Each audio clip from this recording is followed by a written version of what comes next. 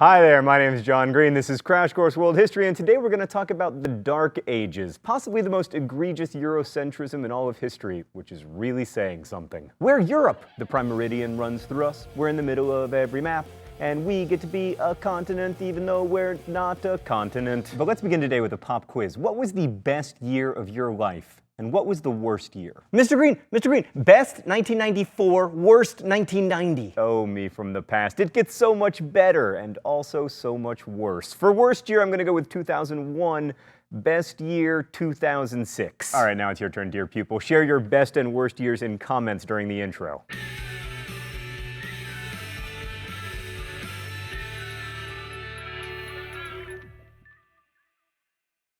Right, so what you'll quickly find is that your worst year was someone else's best year. So too with history. The period between 600 and 1450 CE is often called the Middle Ages in Europe because it came between the Roman Empire, assuming you forget about the Byzantines, and the beginning of the modern age. And it's sometimes called the Dark Ages because it was so purportedly unenlightened. But was the age really so dark? Depends on what you find depressing. If you like cities and great poetry, then the Dark Ages were indeed pretty dark in Europe. But if, like me, your two favorite things are not dying from wars and not dying from anything else, then the Dark Ages actually weren't that bad, at least until the plague came in the 14th century. And meanwhile, outside of Europe, the Dark Ages were truly an age of enlightenment, but we'll get boring Europe out of the way first. Let's go to the thought bubble. Medieval Europe had less trade, fewer cities, and less cultural output than the original Roman Empire. London and Paris were fetid fire traps with none of the planning or sewage management of places 5,000 years older like Mohenjo-Daro in the Indus Valley civilization, let alone Rome. But with fewer powerful governments, wars were at least smaller, which is one reason why Europeans living in medieval times— thought bubble, I knew you were gonna do that! Anyway, people in medieval times lived slightly longer. Life expectancy was 30 than Europeans during the Roman Empire, when life expectancy was 28. Instead of centralized governments, Europe in the Middle Ages had feudalism, a political system based on reciprocal relationships between lords, who owned lots of land, and vassals, who protected the land and got to dress up as knights in exchange for pledging loyalty to the lords. The lords were also vassals to more important lords, with the most important of all being the king. Below the knights were peasants, who did the actual work on the land in exchange for protection from bandits and other threats.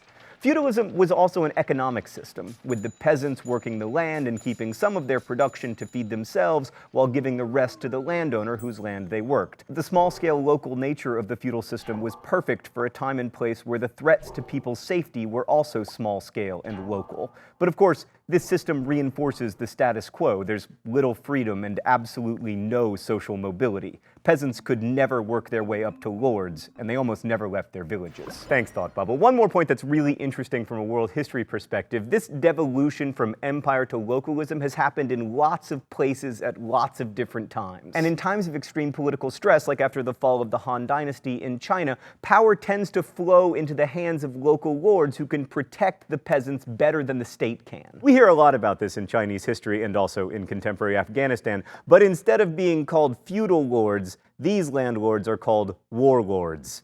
Eurocentrism striking again. The other reason the Dark Ages are called dark is because Europe was dominated by superstition and by boring religious debates about like how many angels can fit on the head of a pin. And while there's something to that, the Middle Ages also saw theologians like Thomas Aquinas, who was quite an important philosopher, and women like Hildegard of Bingen, who wrote all this important liturgical music and also basically invented the genre of the morality play. All that noted, things were certainly brighter in the Islamic world, or Dar al-Islam. So when we last left the Muslims, they had expanded out of their homeland in Arabia and conquered the rich Egyptian provinces of the Byzantines and the entire Sasanian Empire, all in the space of about 100 years. The Umayyad dynasty then expanded the empire west to Spain and moved the capital to Damascus because it was closer to the action empire-wise, but still technically in Arabia. That was really important to the Umayyads because they'd established this hierarchy with the Arabs like them at the top, and in fact they tried to keep Arabs from fraternizing with non-Arab Muslims throughout the empire. This of course annoyed the non-Arab Muslims who were like, I don't know if you're reading the same Quran we are, but this one says that we're all supposed to be equal. And pretty quickly a majority of Muslims weren't Arabs, which made it pretty easy for them to overthrow the Umayyads, which they did in 750 CE. Their replacements, the Abbasids, hold on. Abbasid or Abbasid? Ah, I'm right twice! Right, so the Abbasids were from the Abbasi, or Abbasi family, which hailed from one of the eastern and therefore more Persian provinces of the Islamic Empire. The Abbasids took over in 750, and no one could fully defeat them until 1258, when they were conquered by, wait for it, the Mongols. The Abbasids kept the idea of a hereditary monarchy, but they moved the capital of the empire to Baghdad, and they were much more welcoming of non-Arab Muslims into positions of power. And under the Abbasids, the Dar al-Islam took on a distinctly Persian cast that it never really lost. The caliph now styled himself as a king of kings, just like the Achaemenids had, and pretty soon the caliph's rule was a lot more indirect, just like the original Persians. This meant that his control was much weaker, and by about 1000 CE, the Islamic Caliphate, which looks so incredibly impressive on a map, had really descended into a series of smaller kingdoms, each paying lip service to the caliph in Baghdad. This was partly because the Islamic Empire relied more and more on soldiers from the frontier, in this case the Turks, and also slaves pressed into military service in order to be the backbone of their army, a strategy that has been tried over and over again and has worked exactly 0 times, which you should remember if you ever become an emperor. Actually, our resident historian points out that that strategy has worked, if you are the Mongols.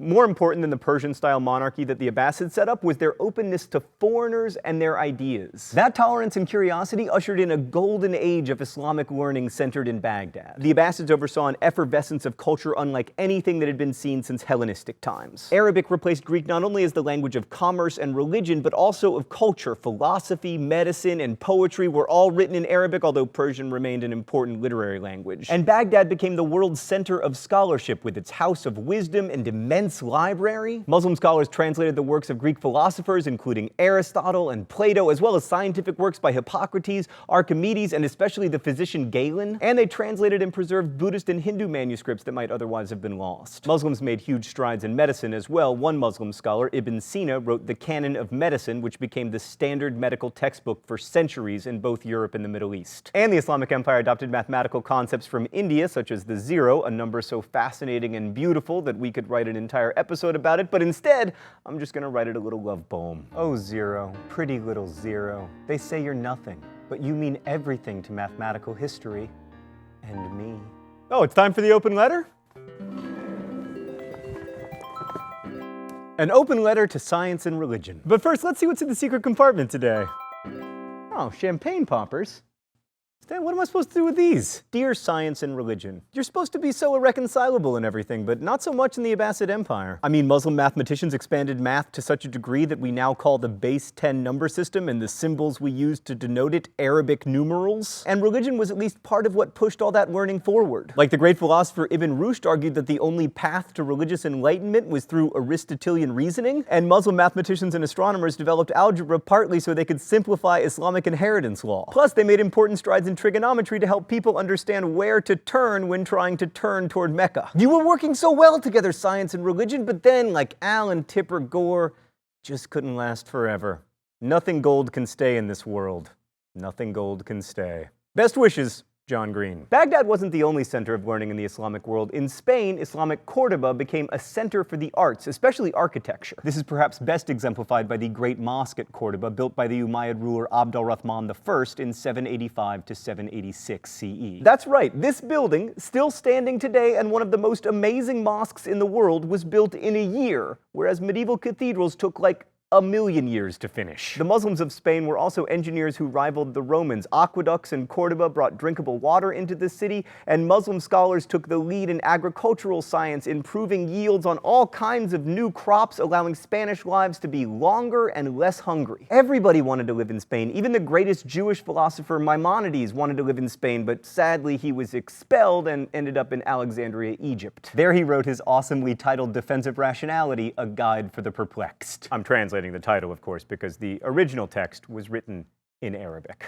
Meanwhile, China was having a golden age of its own. The Tang dynasty made China's government more of a meritocracy and ruled over 80 million people across 4 million square miles. And they might have conquered all of Central Asia had it not been for the Abbasids, whom they fought at the most important battle you've never heard of, the Battle of the Talas River. This was like the Ali Frazier of the 8th century, and the Abbasids won, which ended up defining who had cultural influence where, with the Abbasids dominating to the west of the river and China dominating to the east. East. The Tang also produced incredible art that was traded all throughout Asia. And many of the more famous sculptures from the Tang Dynasty feature figures who are distinctly not Chinese, which again demonstrates the diversity of the empire. The Tang was also a golden age for Chinese poetry, with notables like Du Fu and Li Ba plying their craft, encouraged by the official government. And the Sung Dynasty, which lasted from 960 to 1258, kicked even more ass. It's not cursing if you're talking about donkeys. By the 11th century, Chinese metalworkers were producing as much iron as Europe would be able to produce in the 18th century. Some of this iron was put to use in new plows, which enabled agriculture to boom, thereby supporting population growth. Porcelain was of such high quality that it was shipped throughout the world, which is why we now call it China. And there was so much trade going on that the Chinese ran out of metal for coins, leading to another innovation: paper money. And by the 11th century, the Chinese were writing down their recipe for a mixture of saltpeter, sulfur, and charcoal that we now know as gunpowder. That becomes kind of a big deal in history, paving the way as it does for modern warfare and arena rock pyrotechnics, and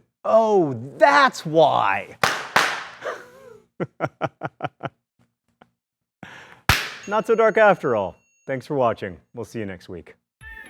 Crash Course is produced and directed by Stan Muller. Our script supervisor is Danica Johnson. The graphics team is Thought Bubble, and the show is written by my high school history teacher, Raoul Meyer, and myself. Last week's phrase of the week was also good advice. Quit smoking! If you want to suggest future phrases of the week or guess at this week's, you can do so in comments, where you can also ask questions about today's video that will be answered by our team of historians. If you like today's video, please click the thumbs up button. You can also follow us on Twitter at The Crash Course or on Facebook. There are links in the video info. Our writer and historian Raoul Meyer also tweets awesome Crash Course pop quizzes, so there's a link to follow him as well, and me, because I'm a narcissist.